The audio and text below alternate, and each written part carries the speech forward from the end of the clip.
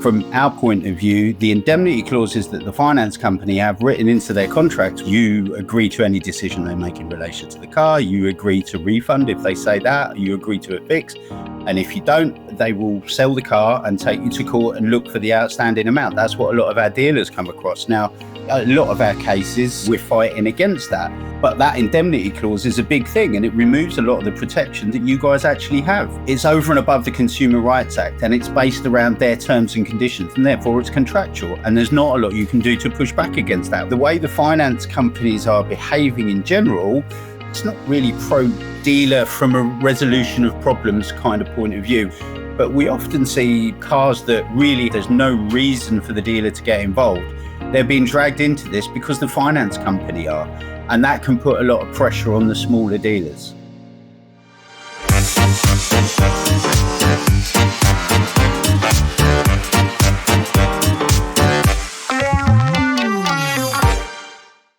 Hello and welcome to episode 37 of DealerPod, the podcast where we're talking to motor trade industry experts nationwide to find out about their businesses and gain any insights that they may have to help you with your car sales operation.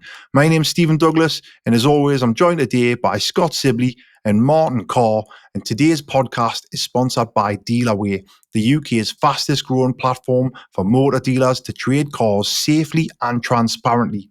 Now, before we get going, we do spend a lot of time on these podcasts for you all to enjoy and to get value from. If you could just take 2 seconds to just hit the like button and subscribe to the channel and just make sure that you hit that notification bell so you never miss an episode. And doing that, it tells us YouTube that people are enjoying the show and gets the podcast seen by more and more people each week. All right, let's get into it. So today's guest is from Lawgistics. I'm delighted to welcome to the podcast Mr. Ian Gardner. Hi Ian, mate. How's it going? You okay? Not too bad at all. Thank you. Thanks for having me. Yeah. Great to have you on. Great to have you on, Ian. A little bit different because obviously we've normally got dealers on, each week on the pod, Ian, and we've decided to try and mix things up a bit and get some people who are, in the motor trade, not working, trying to sell cars, but who are helping those who are trying to sell cars with their businesses, so it's nice to have you on. Ian, I suppose we'll start with what we'll like to call This Week in the Motor Trade, where we'll just catch up with everyone's weeks first, and then we'll dive a bit deeper into you. Okay, that's great. So here we go. This Week in the Motor Trade, brought to you by AutoGrab. How's everyone's week been? How's Redgate Lodge been doing, Scott? Any good? Yeah, we've been all right. We've picked up a little bit more, so I'm happy with the numbers. And obviously, there's a couple of more days to go. So, because a lot of our cars are now prepped, the lads are selling them, getting them gone, and money in the bank, and we seem to be selling more. So it's good. Good stuff. Martin, what about you? What about Dealerway? How are we getting on? To be fair, record month this month, so more cars on, more cars getting sold. Everything seems to be going in the right direction, so everyone's taking the new free selling very, very well. So just need to keep pushing at that. Mm-hmm. And have you got any message to potential dealers maybe who are thinking about coming on that platform? WhatsApp concierge. Can you explain that a bit?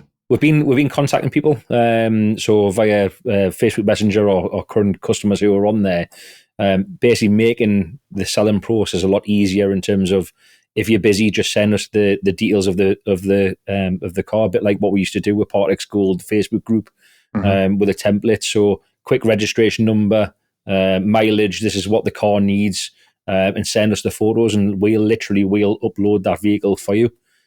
So we've been getting in touch with a few people that do the WhatsApp concierge, so that seems to be doing quite well as well. Makes it a lot easier, doesn't it? Get the calls on for them. Yeah, great. How about you, Ian? Have you been busy at Lawgistics? Was there much happening? Well, I've just come back from a week's holiday, but we're always busy, to be honest. Honestly, it doesn't stop. I think we've certainly seen an upturn in the last 3 months. It was kind of quiet, but I think the whole industry was quiet at the end of the year last year. And we've seen that pick up as the year's gone on. And it's just the usual litany of problems that we have to deal with. So, yeah, it remains pretty steady for us, to be quite honest. All right, great, good stuff.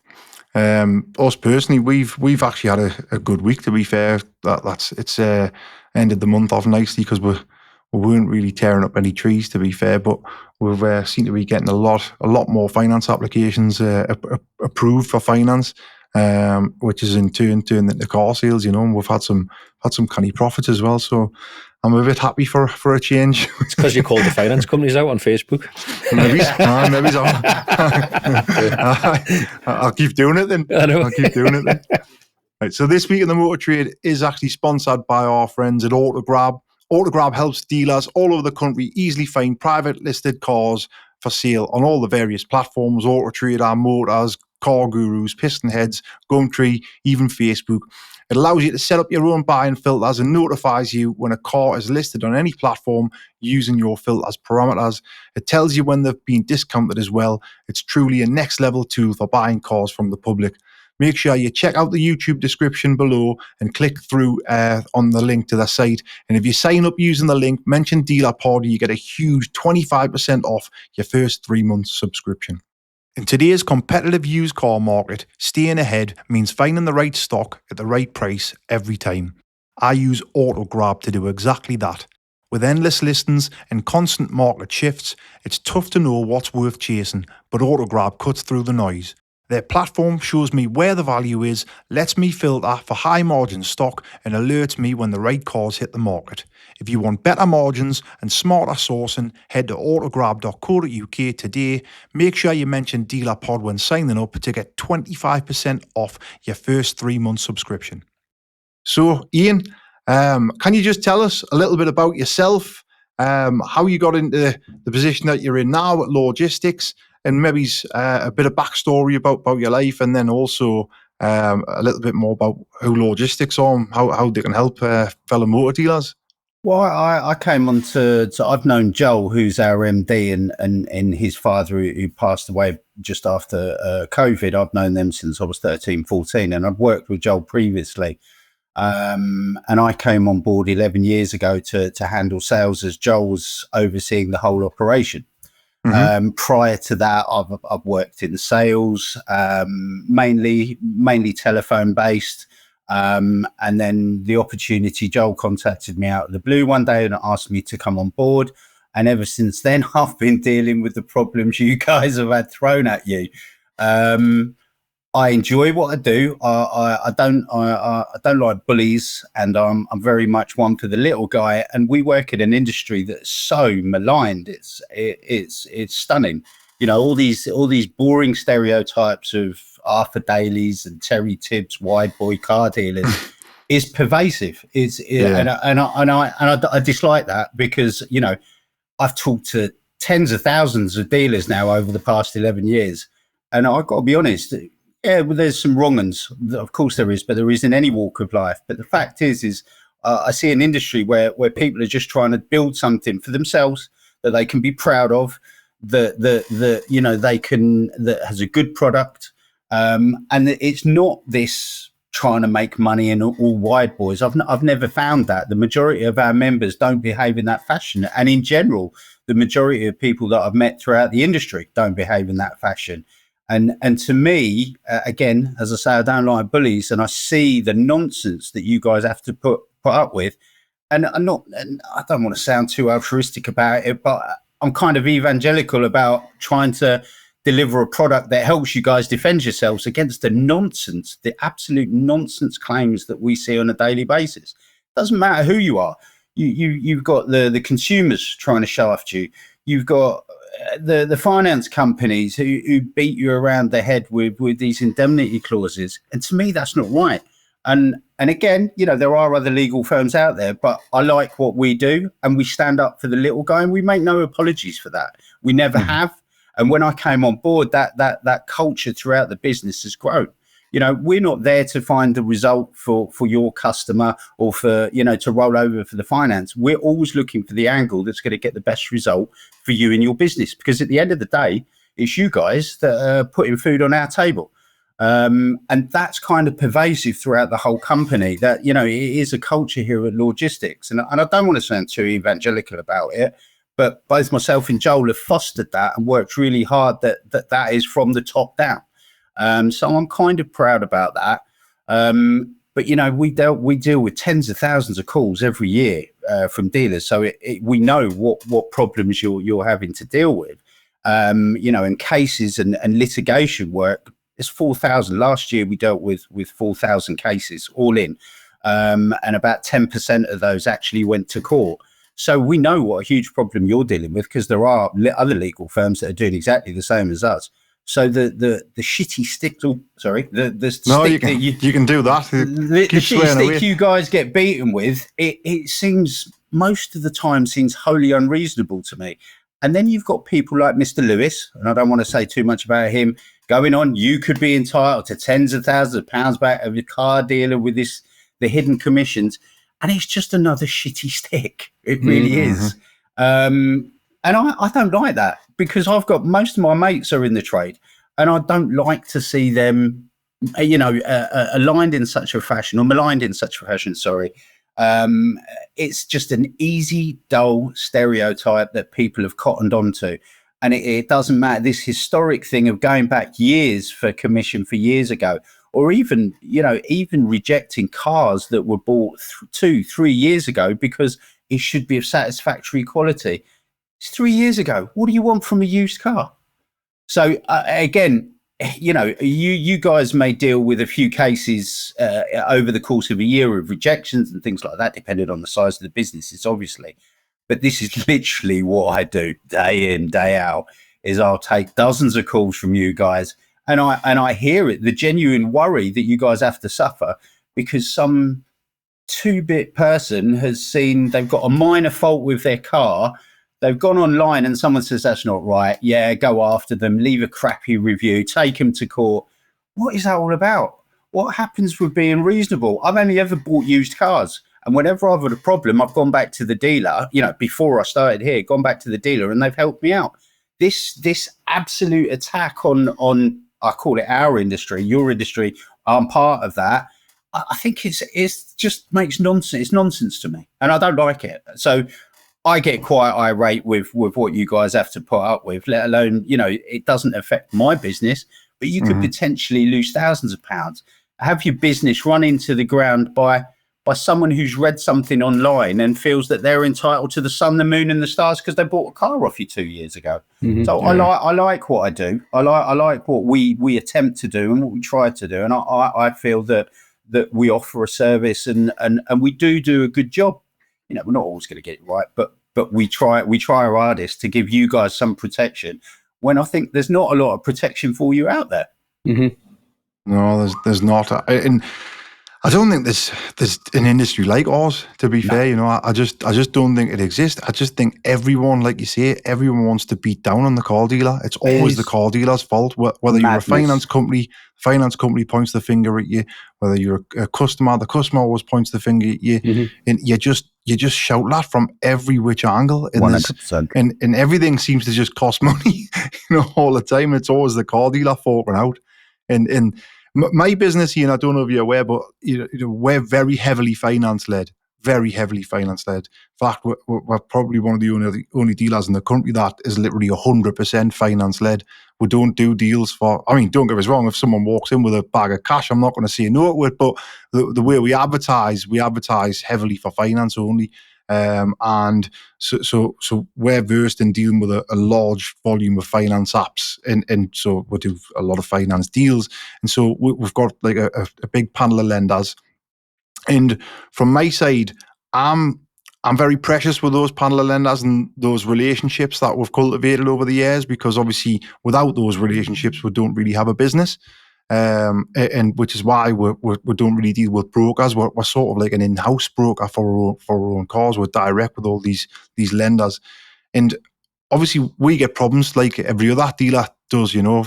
Get cars breaking down, and whether that be a week later, a month later, 2 years later, we'll get it all. But we do try and help as much as we can and do what's right. But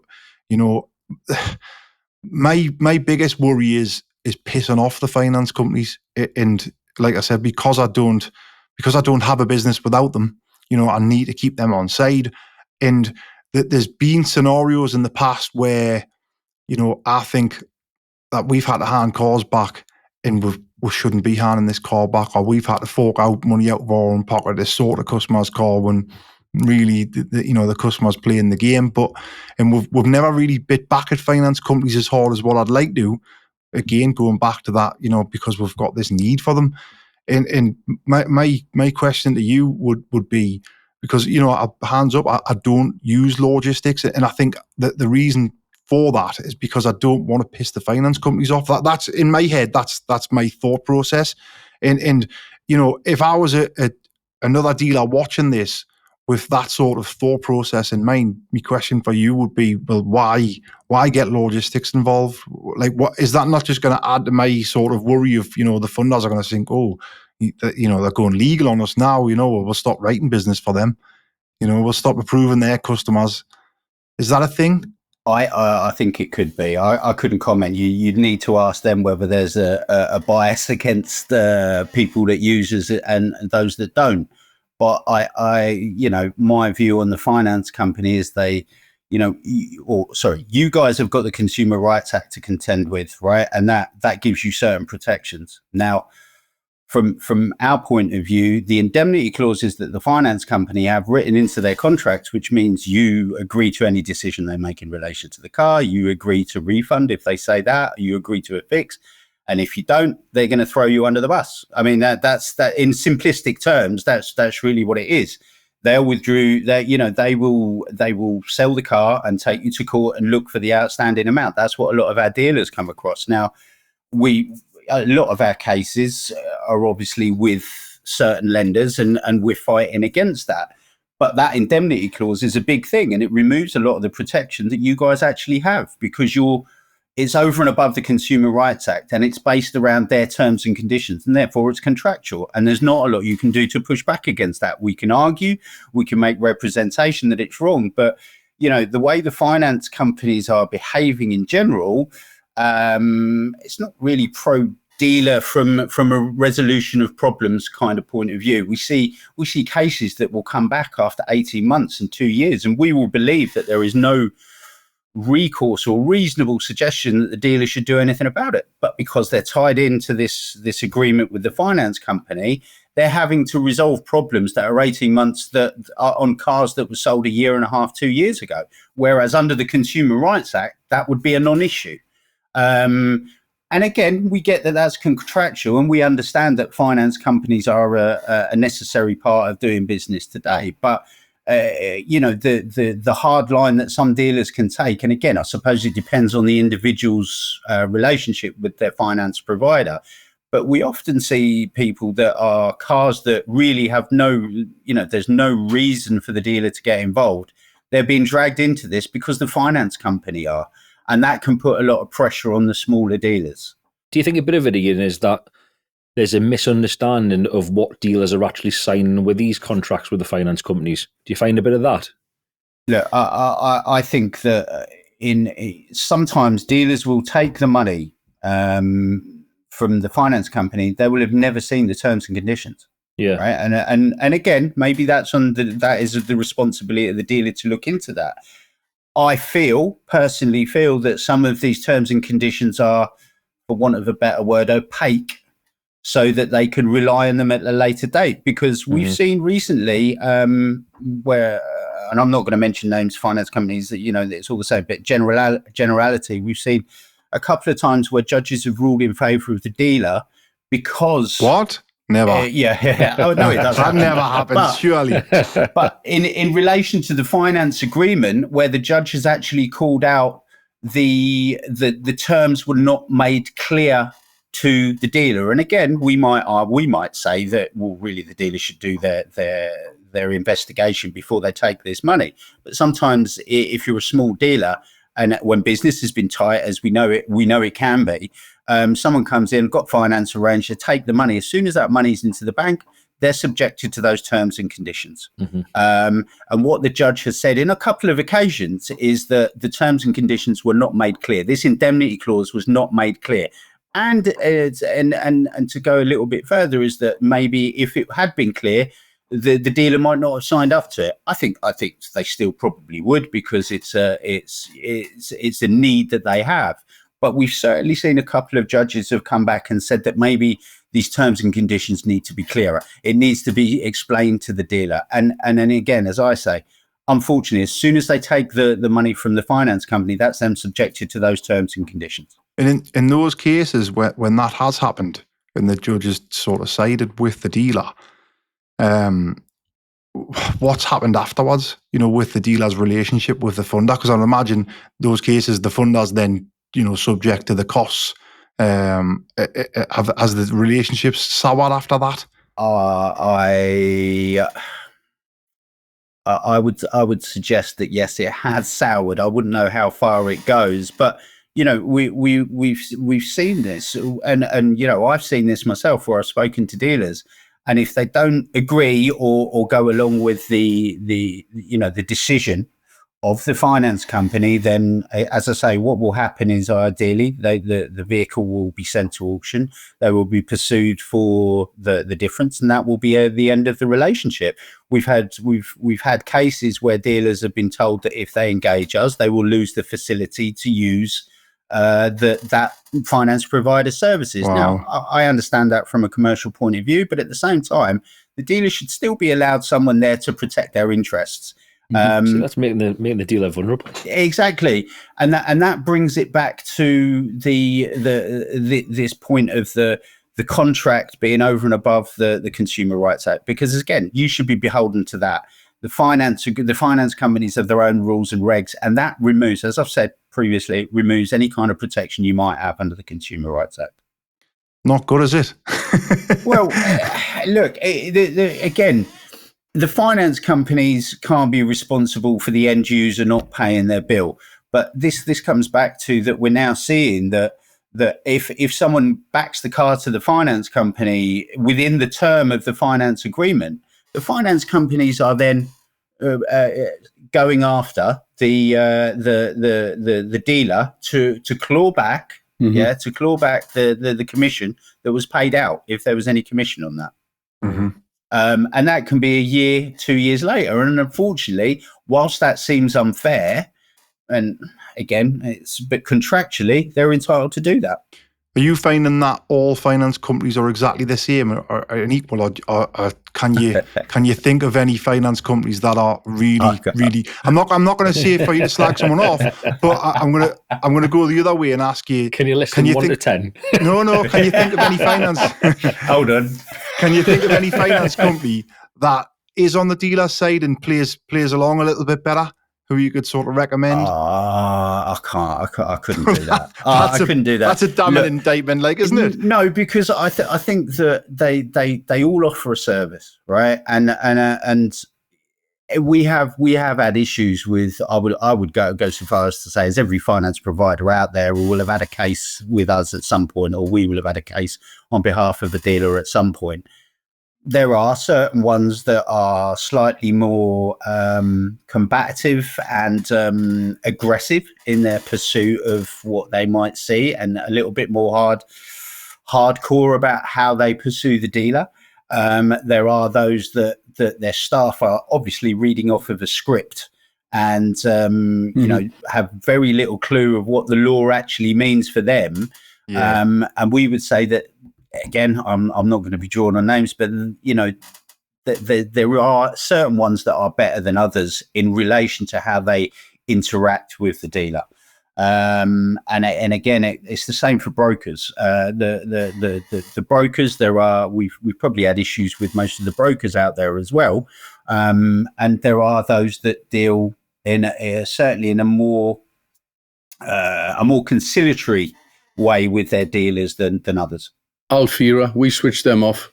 They're just the way they handled the claim once. They were just all about themselves, weren't interested. There was no compromise, and we just said, right, we'll take the car back, we'll do what's done. But I told the sales team, I said, just switch them all off, the funding, the panel, the whole lot. We'll never give them another penny. And I think that there should be a call for dealers, because the only way they're gonna change the way they act is that if dealers do actually start doing that. Exactly, yeah. Exactly. And it is a big step, because smaller dealers, it might be their only route. They might only get the finance through this one provider. So it's a big step for them to actually push back. But I think that the only way things will change, and you will see a a less aggressive behaviour from the lenders is that if people say, look, I'm not putting up with that, and step away from it, because it will force them to reevaluate what product they're actually giving to you guys. Ian, do you not think that? I mean, we've touched on it on previous podcasts how there's different countries where they've got different laws for the motor trade, like America. Yeah. Do you not think that the government in the UK needs to look at used cars as like part of the same rights as buying a toaster or a kettle? Because the whole thing stems really from the law, which that's where the kickoff of the finances, Absolutely. that's the kickoff of the customers and all that. And if they got that right from the start, life would be easier, wouldn't it, from the start? I think the as you say, the Consumer Rights Act deals with anything in its entirety, and cars should be looked at as an independent thing. You know, there's so much that goes into a car: mechanical, the bodywork, the tech, the electric. It should have an exemption, and there are far bigger organisations that should be pushing for that. The other thing that they should be looking at is the declarations from finance and insurance companies, because daily we will have cases from people that have done vehicle checks where the vehicle is clear. The vehicle check is clear. They will go on to sell that car 3 months down the line. It's been added to the system, and they've got to take the car back because they don't have title to it, because there's outstanding finance, because it's been wrecked. That needs to be amended, because the law that is covering that is dated. And for us, that is a big thing. And I think that the law needs to be looked at, as the car industry should be dealt with separately from the Consumer Rights Act, from the whole finance thing. How do you do that? I don't know. That's for bigger brains than me. But has there ever been any talk of that with the law? Has there ever been like any, have you ever heard any whispers in the background? I don't know. We've not been privy to that. Like I say, there are associations out there that really we kind of, as I say, look, the biggest one is this law about the declarations. And I've sat here, coming into the industry, and I'm looking at that, and it's so dated.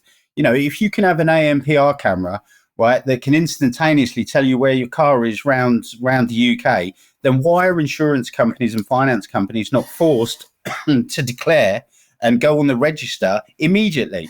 When a car goes in for insurance, that should be on the register immediately. Why is that not happening? Why is that declaration? Why are so many dealers having to take cars back because the information wasn't put on, but it was put on within the realms of the time allotted within the law? Why? That's a big thing. We've had that happen to us before, It was a nightmare. Absolute nightmare. And I was pulling my hair out over it. Ridiculous. We have daily issues with that, and it is a big one. And the issue with clone cars and all of this, I think, the vehicle sales industry should be looked at, this is my personal opinion, should be looked at separately to sort of any other sort of realm of business that is out there, just because of what is involved, A, in the actual product that you're selling, and B, how it's sold, and what the legal ramifications are of that. I think we need to get you Mesh down to number 10. Yeah, we should push you down, get him on a bus with the rest of the squad. But again, this is we're all subject to this. We see it a lot. You guys must see it. It must happen to you. Why have none of the other associations? The IMDA is a reasonably new one, and they're gaining traction. And again, but these people should be pushing Parliament. Maybe not the IMDA, but we've got the other big motor federations that are around and about. Why has this not been raised before? It affects our industry. Is it because, going back to what you said at the very start about the typical stereotype of a car dealer, and it's almost as if no one cares about them, that bloody dodgy. 100%. Yeah. I think that stereotype permeates upwards. Unless you're a manufacturer, you're painted as an Arthur Daily. It is Arthur Daily, isn't it? Yeah, it is. Yeah, because the TV show. But don't get me wrong, Ian. There is Arthur Dailies still in the motor trade. Of course there Absolutely. is. I know some of them. You're related to one, George. I was going to say there's one to the left of us on this podcast. No, there's I don't go to the auctions, the physical auctions anymore. But I used to go every other day, and you'd see them at the auctions. You could spot them a mile off. But realistically, the real proper business people who are in it to for the good and to make proper money and to run successful enterprises, these aren't our dailies. These are successful people. You know, these are proper business people who are just trying to make a living and pay their tax and pay their VAT and get on with it. And it needs to change that perception. The most important thing, I think, is build something they can be proud of. You look at how important, comments and reviews are to people. It's not about whether it affects your business, because we all know I'm not reading your 500 5-star gold reviews. I'm looking for the car crash. But those reviews are important to you guys. I don't think it's a business thing, but I think it's you're trying to build something you can be proud of. And when someone's constantly on there knocking you guys, you're trying to rip me off, you're trying to rob me blind. What for me, what does that guy do to you guys and your mental health? You know, someone's in there maligning you and your business. You're building up this business, and then someone comes along, I'm going to ruin you, and they take you to court, and they're on there slagging you off, and you get a couple of those. There's no humanism. There's no humanity towards you guys. Again, that doesn't sit right with me. What the customers don't realise who go on like that as well is, like, do they really think that we're looking for these scenarios to happen? Like, do they think that that's just a walk in the park for us to have to deal with that kind of issue? Because I want to try and do everything right from the start, so I don't have those headaches and I don't have those issues.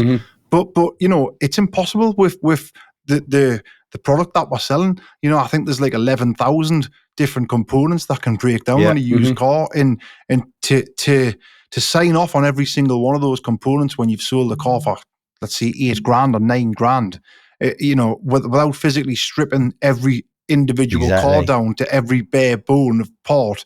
How are you supposed to do it? It's like 11,000 individual sales, isn't it? It's ridiculous, absolutely. Man. I mean, I think the thing is you're talking about 11,000 parts. What you've also got to account for is that there's probably another 110,000 of those that the consumer can make up. We've had cars. we've had cars rejected because the seats were uncomfortable. Right, driven it back 300 miles, had it 2 weeks, and then tried to back it. The seats uncomfortable. What on earth is that? And did that actually go through as a rejection? I can't remember, but it certainly came through. And the colour. Yeah, you can turn around and say that, it's a different kind of white. So on the back of the car. It's nonsense. I must say I did that with Kazoo. He said on the phone, why do you want to return the car? And I can't say on here why I bought one to return. But you've already done that, man. About 10, 20 episodes ago. No, I didn't say it was. No, you did. I'll find it out. No, I didn't go into depths. I just said the service was very good. Now, and I said it was good service. Through Scott Sibley on DealerPod, what he actually does behind the scenes. But when I rejected, I says, he says, what's the problem? I says, it's the colour. I says, it's white. And he was like, you could hear him on the phone. He's like, ugh. And I says, he says, and he looked at the picture and he says, yeah, it's white. And I says, no, we wanted a pearl white one. And he's like, so we returned it, but it was a nightmare returning it, so I dropped it off at Scottswood Road, and it all went smoothly after that, though. But it was, I used the colour as a rejection. It was so good. You're part of the problem then? Yeah. I made them go skint, I finished them off. I was the last one. It was the reason you only did £100 PPU. Yeah. I think expectations from consumers are at an all-time high. They feel so entitled, and that's the problem. There is no reasonability shown. They can go online and they'll have 100 people in their ear saying, "Dodgy car dealer, just send it back. Do this, do that." And there's no consideration. If I buy a car from one of you guys, right, and I have a problem and you put it right, I'll walk away from that with a car that was better than when I bought it. Common sense, surely. But they talk about this erosion of trust. I've lost faith in the car. I've lost faith in you. I don't trust you to get it fixed. You sold me a wrong one. I mean, it's nonsense, absolute nonsense. And that's what you guys have got to contend with, and we have to deal with. A quick message from our sponsors, Dealerway. Attention, DealerPod listeners. Do you want a better, quicker, more profitable way of trading out of your part exchanges or overage stock? List your cars on Dealerway today and connect with over 2,000 vetted trade buyers actively looking for vehicles. No hidden fees, no hassle. Start your own custom auctions from your desk or the palm of your hand in our game-changing app. Or advertise your stock on quick, easy, buy it now listings to our eager buyers who are waiting to quickly acquire vehicles. What are you waiting for? Join Dealerway today at dealerway.co.uk and streamline your disposals.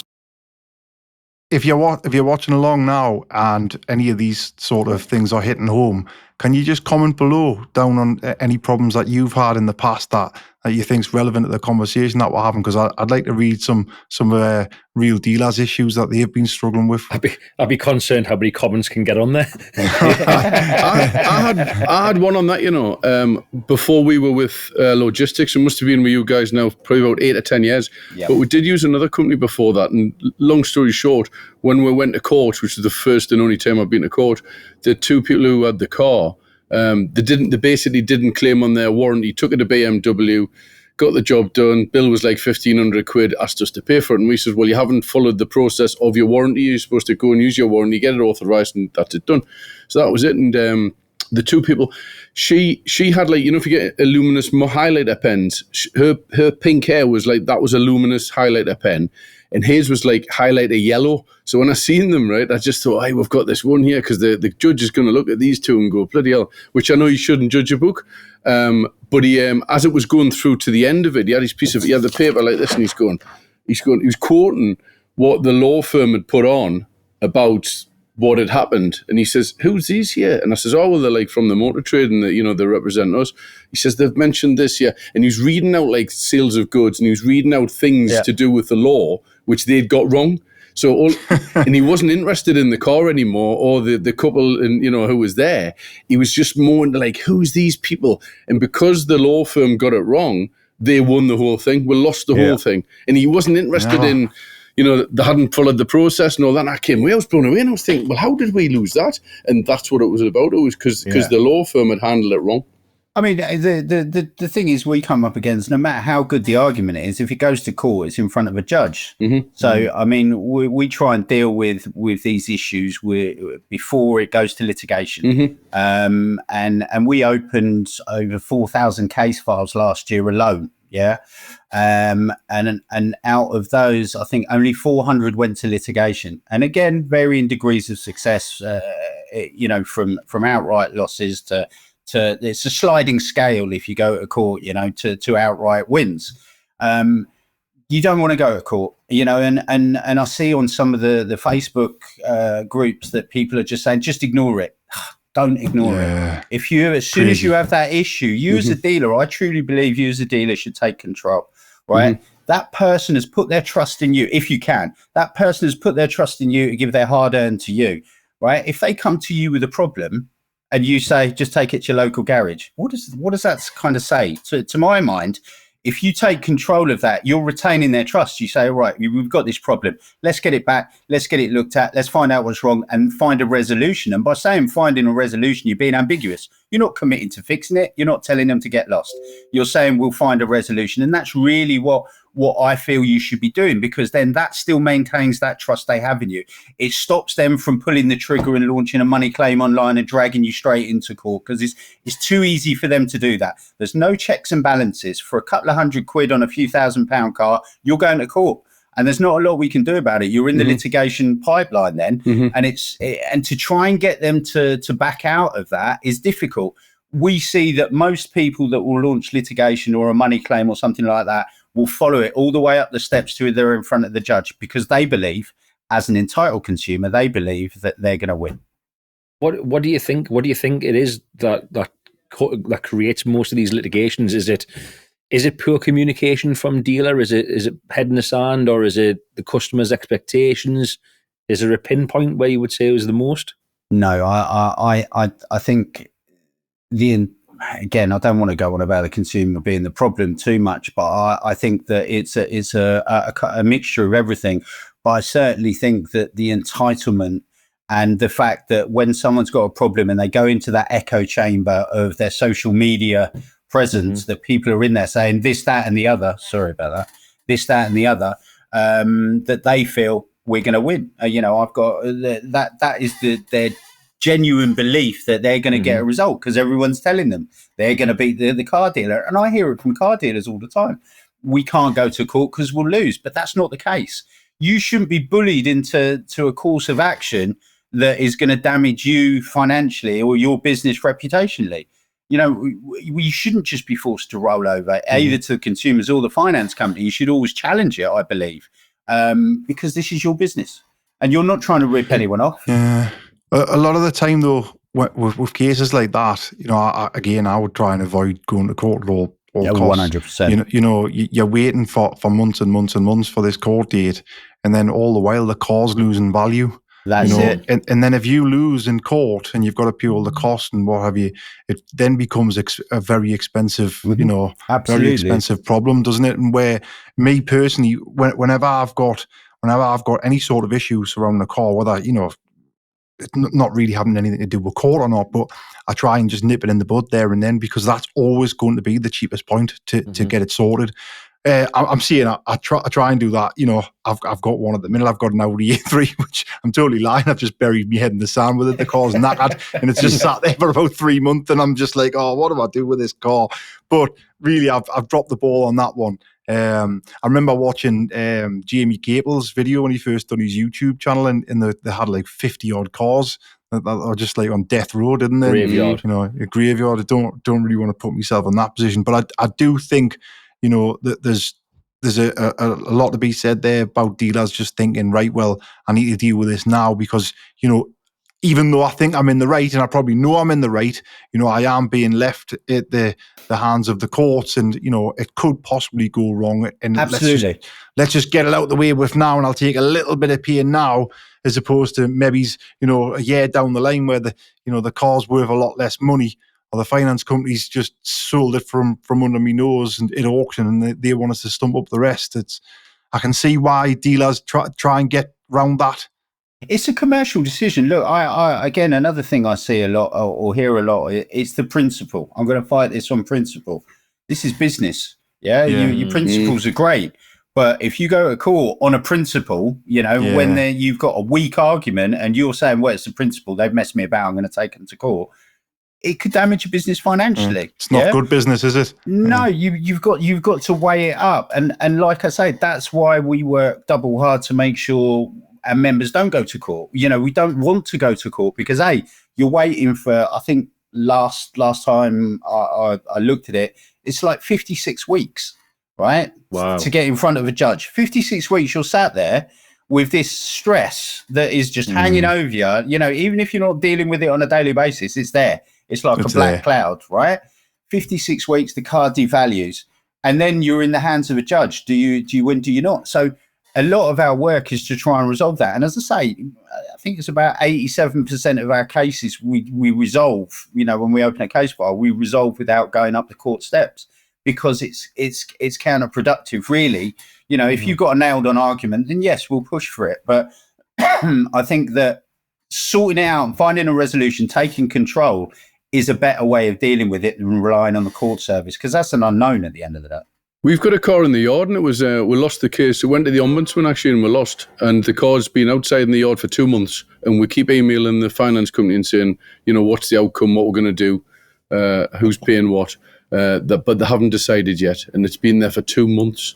So there's more loss, more book drops, and that's the finance company. You'd think they'd want to, get that sorted. And it's not the car's there. They've already paid the buyout. They've been paid out. I think, and with that, I don't know what the delay would be, but there could well be that there is such a backlog of complaints and these issues, and that's why it's taken so long to come through. Yeah. They get a bit of a panning from the financial ombudsman service as well. And as much as they might want to help, if a customer decides to go to the ombudsman, the financial ombudsman, then they stand a good chance of winning that case. I'm not saying it's biased or it's always going to go that way, because I don't have those figures to back that up. But the financial ombudsman is there to protect the consumer, really, as far as these finance agreements are concerned. And the finance company doesn't want that going to the ombudsman, because they're under scrutiny for their practices. And it's, again, they're caught in the same sort of trap as you. They're relying on someone coming in and paying the finance, and then they're having to deal with the problem. So, whilst the way they deal with it sometimes might be draconian and they might be hardline and combative, they've still got, they're still going to might be out of pocket. They're still having to deal with this customer that's decided, I don't want the car because it's the wrong color, or I think there's something wrong with it. So they have to deal with that as well. And they've got the oversight of the financial ombudsman to worry about as well. You guys have got to worry about both the Consumer Rights Act and the finance agreements. Bottom of the pile. Ian, myself, Martin, and Scott are all quite active on social media. I know you are as well in some of the various Facebook groups, including our own. And I see a lot of instances where people, they'll put that story on about what's happening, and then you'll see loads of comments below. Oh, just do this or just do that, and it's all relating around the Consumer Rights Act. And I think some people can get a bit lost in the Consumer Rights Act, and I think it's it is pretty simple once you've heard it, and once you've read it out in black and white. But I just think it would be a good idea if we could maybe get you, whilst you're on here, just to explain the Consumer Rights Act, what it is, and the amount. I'm putting you on the spot, mate. I know. I'm sorry, no, it's all right. But it would just be nice if we would get that soundbite of you explaining the issues surrounding the month thing, the 6 month thing, and then if anyone does see one of these comments online, they can sort of we'll clip this bit up, and they can link to that clip, and nice. Your face will be there front and center telling people what the actual forever what the actual rules are. Can you just explain it for me? In the first 30 days, right? You guys kind of have to look at the initial 6 month period, right? And it does say under the CRA, people will love to jump on and pull me apart, but the way it works is that it can be up to 6 years, okay? But further away you get, and we do see them, they come in after 2-3 years. But the first 30 days, if there is a fault, and they can evidence that there is a fault, then the chances are they've got the early right to reject, all right? And you cannot charge for mileage unless it's excessive. You can't charge for mileage, and the chances are that's only within the 30 days though. Within the first 30 days, right? From 30 days up to 6 months, you have what is called the right to repair. So if they come back to you, you cannot, they can't just say, I want to reject the car, and you take the car back. If you want to do that, that's fine, but you do have the right to attempt to repair. Now, whether that's the one repair per issue is questionable, and it's arguable whether if a different problem occurs that wasn't there at point of sale, which is again another driver, you have to think about point of sale. Was the fault there at point of sale when it left you, right? And again, the further you get away from point of sale, the harder it is to argue that it was there at point of sale, but you have to prove that it wasn't. That could be mileage, PDI, putting a brand new MOT on a car before it goes out the door. People put cars, I'll let it go, it's got 6 months MOT left. Well, that's 6 months, that's from 6 months from the point of sale. They've got 6 months left. How do you know that car was roadworthy when it left you? The consumer can come back and say, well, there was no MOT in it, it had 6 months left. And that would be an argument to say the fault could be there at point of sale. Whereas if you put a new MOT on, it just builds up that body of evidence that everything is right. So in the 30 days to 6 months, you have the right to repair or attempt to repair, and then negotiate. You can charge for mileage, you can charge for condition, not so much restocking. We don't like to see that, because again, if they've got a genuine problem, why should they be charged a restocking fee? And that's how it would be looked at within the courts. After 6 months, and onwards from that, they have to prove that the fault was there. We would suggest that if there's an issue that comes up, get an independent report done. Get it back to you, get it to someone you trust to get the initial inspection done. And if you need to get an independent report, there are vehicle companies out there such as Scotia and Ace, where the two notable ones within the industry. You can get them to come out and you pay for that and get it done, because then it's about you being reasonable. If you get into a dispute with a consumer, the courts are going to look to see who's being reasonable. What have you done to alleviate and help your customer out? That goes a long way. It doesn't matter if this person is giving you, is winding you up to the bare maximum. You need to try as a dealer to show that you're being reasonable, to show that you try to help them out, to show that you've done everything right. And maybe it's you put a complaints procedure in place, and you have a process so that if they complain, you've got a set of questions to say what are the issues. And I personally think, from my experience that I've seen, when you take control of that situation, as I said earlier, when you take control, you will have a better chance of a pro-you outcome, if you like, because you're keeping your customer. Again, comes back to that trust. If your customers put the trust in you to spend several £1,000s on a motor, if you then say, I'm really sorry you're having these problems, let's get it to a garage, we'll pick it up, and you take control and you deal with the garage. Someone who's just spent several £1,000s doesn't want to be standing around in some oily garage waiting for a quote, waiting for that garage that is invariably has no loyalty to you, no loyalty to your customer, but that garage is looking to bill that punter for services, right? So they're just going to trolley the car. Oh, this car should never have been sold. You can give this car back. This is going to cost you. And the rule of thumb is, right, is that whatever quote your customer's going to get for that work, you'll be able to get it done for 40% or less of what they're being charged. I've seen this. 8 years in the business, I've seen that's about the difference. But if you take control, you've got a lower bill. Your customer thinks, oh my God, I've got nothing to worry about here. The guys have just picked the car up, they're taking it away, they know what's wrong, and they're on it. But if you send it to a third-party garage, they're going to look to reject because they don't want to deal with that. I don't want to be standing in a garage if I've got a car broken down. They certainly don't. Certainly not if they've just paid several £1,000s for it. So take control. Own that trust, take it back. Yeah, it's not always possible because they're at a distance. But what I would say is that even if it's a distance, either your warranty finds you the garage or you find the garage and you liaise directly with that garage, because then it takes all that stress away from your customer and they're less likely to pull that trigger. Can I ask another question, Ian? Of course you can. Because I've heard different viewpoints on it. If we've sold someone a car and there's been an issue with it, regardless whether it was in the 30 days or the 6 months or whatever it was, let's say the customer's accepted that, we'll let you fix it. So let's just make one up. Right, the car's had a gearbox issue, so we've replaced the gearbox, and then off the customer goes. Gearbox fine, fixed, replaced, sorted. Months down the line, customer rings up again.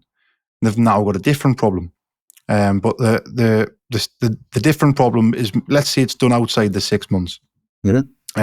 Let's say the problems surrounding the clutch. I've had an instance before where a finance company said to me, oh, well, that goes down as a failed repair. Mm-hmm. And my argument would be, well, hold on. No, that we repaired the faulty gearbox, and that's still working fine. There's now an issue with the clutch, or there's now an issue with the starter motor, or whatever it may be. That's a total separate issue. I've had finance companies turn around and say to me, no, that's still a failed repair. Because even though it's a different part, it's a different component. No, you've had one chance to fix. So basically, what I'm asking is, from a dealer's point of view, I'm thinking, well, hold on.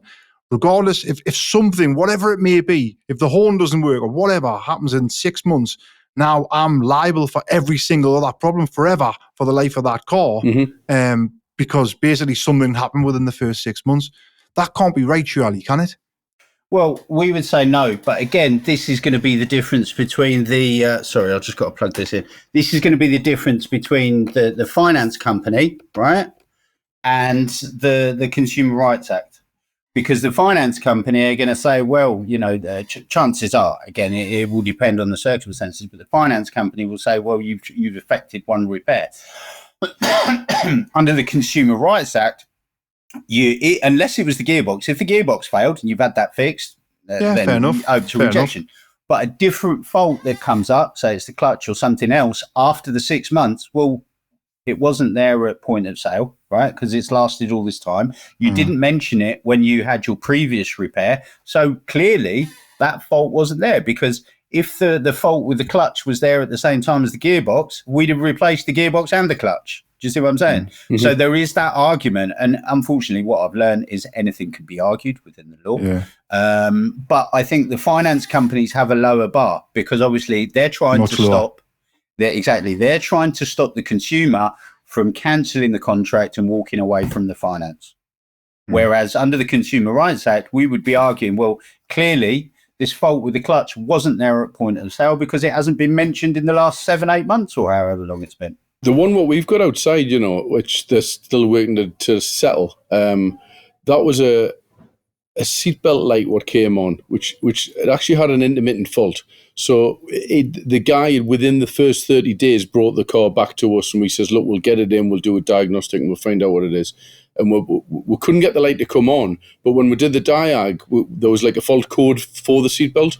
So we put a new control unit on, and he took it away, and I think he was away maybe 2 or 3 weeks, and then the light came back on. So I had to reinvestigate it again, and it wasn't the control unit, it was something else, which we then sorted, and that was it done. And when it was in, and when he was picking it up, he went into the showroom, spoke to Stu, my sales manager, and said, look, I don't really keen on the car anymore. My insurances went through the roof because it's a Range Rover Sport. They were stealing them in London all the time. You couldn't get insured on them. And he says, look, the horses fall down to these cars, and I'm going to need depreciation. It's on finance, can't get insured. Can I part exchange it in and all that? And we're saying, they have came down in value, but we're going to have to look at it. And anyway, he went away. And then 12 months of owning the car, he brought it back to us for a service plan, an MOT, still no light off. Or no light came back on. And then 2 years into the ownership, he then went to reject it with the finance company and says, I want to reject this because it's faulted within the first 30 days. Of which the finance company took our side and says, no, that's not happening. You can't do that. Absolutely. Definitely not. So they took side with us, went to the Ombudsman, and the Ombudsman went in favour of the purchaser. This guy got his full 27 grand back, and the car's now lying outside with no fault on it. It drives like a dream. And we lost the case. That's the problem. That unfortunately, that is the issue with that. As I was saying to you earlier, as alluded to, the ombudsman is there to kind of look after the consumer. Mm-hmm. But are they not supposed to be looking after both of them, though? Doesn't look like it, does it? No. You see, on that one there, I could go out, Ian, right, buy a 300 grand Ferrari. In the first month, I could unplug the ECU, put the light on, take it back to Ferrari, okay, and then leave it a week and do the same thing again. So I've logged that now. I could run the car for a year, and then 12 months into it, once I've had my fun, had it sideways and so on, I ring the finance company and I just say, right, I want to reject this because it's faulted in the first 30 days. And they'd say, no, you can't do that. And I say, well, I'm going to go to the Ombudsman. So because the Ombudsman's ruled my case on me, surely the Ombudsman would go with me and say, yeah, you can have your full money back. Don't give people ideas, Scott. I couldn't possibly comment, Scott. I didn't realize Kazoo did Ferraris. But there is that possibility. And again, if you're using, I don't know how helpful we can be, because unless we get in at that stage before it goes to the Ombudsman, once it goes to the Ombudsman, there's very little we can do, or any of the legal service providers can be, because they are they are there and they will pass judgment, and that is it. Unless we can make representation before it goes up to them, it's almost impossible to have any sort of impact on what they decide. So yes, what you're saying is could potentially happen, and as you say, you've seen it on that sport. If let's just say going forward, let's just say we had a customer who brought the car back within 30 days with a fault on. It wasn't there when it went out. There's a control unit failed, like a sudden mechanical failure. Yeah. So if we had a document which was provided by Lawgistics, hypothetically, which said something to the line, the customer, look, would you like to reject this vehicle, or are you happy for us to repair it? If you're going to let us repair it, this removes your right to reject in 2 years' time. Would that stand on, or would it? We can't. What we're dealing with, Scott, is their statutory rights, which means you can do nothing to impede their statutory rights. It's the same. Right. It comes down to the old one of no warranty given, implied, yeah, no warranty. You cannot remove their statutory rights, and unfortunately, that is their statutory rights that they can reject. But in relation to the finance company, again, the financial regulations are different, so it goes back to the Ombudsman. So we can't produce a document like that because we cannot restrict their rights under both of these, both the financial regs and the consumer rights regs. And even if you had that document and they tried to reject it further down the line, you could, even if you produced it to the Ombudsman and say, well, look, we did offer them the money back within the first 30 days. They've rejected it. They're now 2 years into the agreement. Surely you would think the Ombudsman would look at that and think, yeah, I understand that, but probably they're not. Looking at it, they have their own regulations, but we would say that would be a restrictive term. It is like saying sold as seen. That's the big one, isn't it? That's the one that people used to use for decades, sold as seen. You can't use that anymore because there is no such thing. the best you can do is if you've got, again, with sold as seen, it's if there's a fault there. If you know there's a fault, you can list it so they can't reject on that fault. Presumably, they could try it, but you cannot restrict their rights either under the financial regs or under the statutory rights. Right. Ian, moving on a little bit, obviously it's hit the headlines massively for the past few years, all this, the stuff around discretionary credit agreements and commissions. And the court cases is coming in the next few days, I believe. Actually, this podcast due to go out on Thursday. Today's Tuesday. By the time people watch this, I think it's Friday. Is it Friday afternoon? Is it Friday? Yeah, I think so. By the time people watch this, the decisions probably went. As car dealers, should we be worried about what's coming? Do you think, or not? I was talking to Nona about this, our head of legals, and John, who handles all the sort of finance side of what we do, or a lot of that. And again, really, this is at the lenders.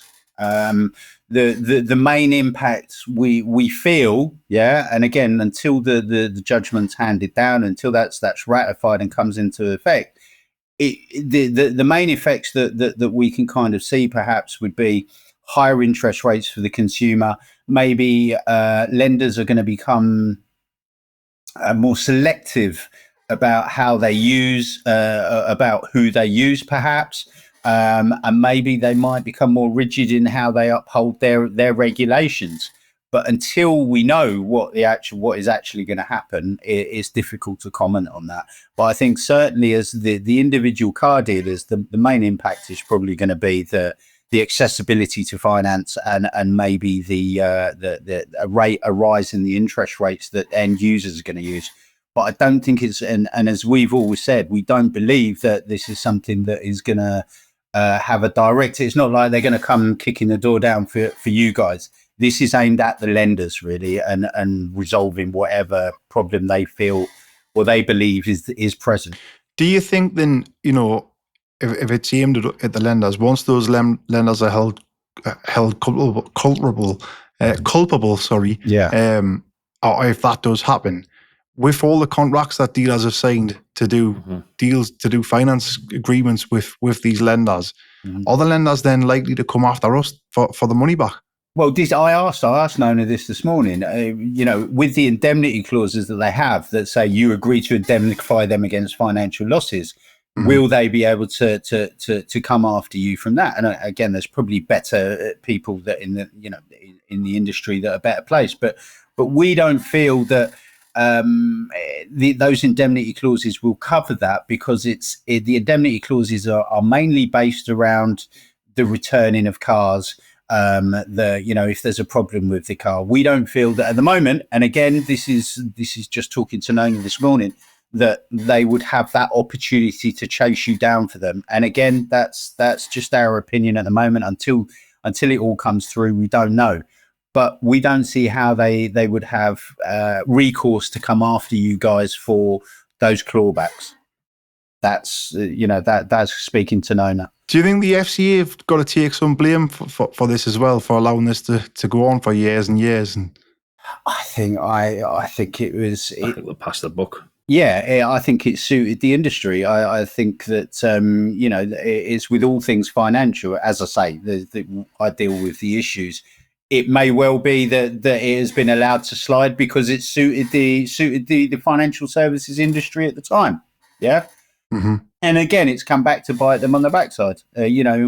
So whether they should have stepped in earlier, again, that's for greater minds than me, I think. Do you know what I mean? But certainly for our members, we've been telling them for a number of years that, yes, while this is bubbling, keep an eye on it, make sure you do your due diligence. But the other thing is we see dealers that have sold stuff with 0% commission, zero commissions. And they're now having to answer questions from lenders. They're facing claims from people that have bought cars on deals where there's been no commission issue. So this is taking up a shed load of time. It's crazy. And the fact is, the ambulance chasers out there, it doesn't matter whether I've seen the adverts on YouTube, I've seen them online, if you bought a car, give us a shout. average claim is £5,000 back. They're just pumping people full of this desire to get money for nothing, when it really probably didn't affect them. In a lot of cases, it probably didn't affect them. But again, I think we just need to wait for the judgment to come down and be ratified or whatever it is and come into effect on Friday, and then we can start looking at the problem in depth from there. I was told that the ambulance chases, all those companies what I set up, I think that's going to get addressed as part of the court hearing, I think, where they're going to be saying that, if anybody's got a complaint, you need to go direct to the finance company who'll sort it out, and not one of these companies, because I think that the payout, what's getting done, the ambulance chasing company, they're getting half, so the actual person's only getting the other half. I think they've put on the adverts, haven't they? Yeah, I think that is a big thing, and you certainly now even on the radio, on some of the radio adverts, I've heard them mention go direct to the financial ombudsman, because you don't need one of these companies to get involved. Yeah. You can do it yourself, and that's a far better way of doing it. Excuse me, because you're going to wind up with the payout and not have to deal with these companies that are just in it for the profit. Do you think many finance companies will hit the wall? I don't know. I don't know. I think it will lead. I think it's possible that we're already hearing rumours of companies that are changing their business practices, and I think I'm already seeing it. Me. Yeah, Close are reorganising in a big way, aren't they? As well, I don't know. V12 have just see them going to the wall, but they're all looking at their business model and how they interact with the industry. I think they've got to. Ian, if somebody has watched this podcast and they're interested in taking up the services of Lawgistics, what do they need to do? Can you explain a bit more about the process behind it and what the costs are and what have you? Our membership starts from as little as £2.45 a day, and that will give you access to the legal team. It will give you access to our new warranty portal, our HR portal, stationery, everything we do is £2.45 a day for the bronze package. We've always given advice, to initial advice, consultation advice. We can't run a case for you for free. You need to be a member to talk to the legal team. But myself and the solutions team, you can phone up. Anyone can phone up to our number and get initial advice on a problem. And we'll, if we can't answer the question, we'll go to the legal team and get them an answer. Obviously, if it needs to be set up, then we need to look at the membership. But like I say, it's as simple as that. All you've got to do is phone in and talk to us, and we're happy to dispense whatever advice we can. If we can send a dealer on their way without having to, we don't push membership. If we can send you on our way with a bit of advice and that resolves the problem, then go. That dealer, when the shit hits the fan, they're going to come back and remember our name. And that's how we've worked it for the last 11 years. We don't push anyone into membership. If we can give you advice, if you don't want membership and you just want a bit of advice, phone us up. We'll give you the initial advice and off you go. But like I say, we've launched this year. We've relaunched our warranty product with a digital portal. So they've got admin, and that's a self-funded system, admin and self-administered. The stationery's been revamped. Our HR portal's all been revamped. We've now got the training academy as well. We're offering courses. So we're expanding everything that we do to support dealers and to support this industry that we're intertwined with and have been, for over 20 years now. Joel was at it 10 years before I was. And we've kind of seen our membership grow from 500 11 years ago. We're now at 2,500 and we continue to grow every month. We encounter problems with sometimes there's a bigger volume of problems comes in.